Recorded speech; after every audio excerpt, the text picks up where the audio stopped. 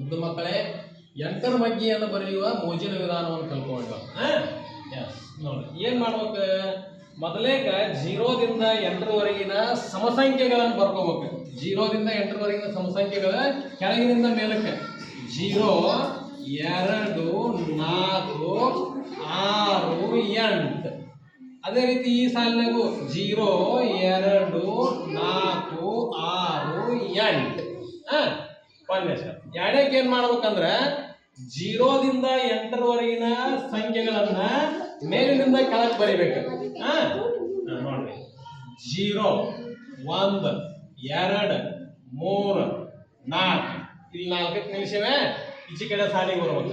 ಇಲ್ಲಿ ಹೊಳೆ 4ರಿಂದ ಪ್ರಾರಂಭಿಸ್ಬೇಕು. 4, 5, 6, 7, 8.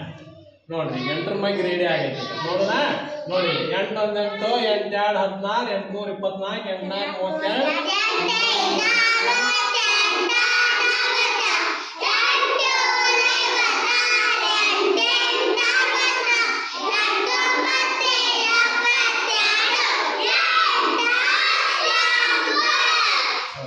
ಎಲ್ಲರಿಗೂ ಧನ್ಯವಾದ.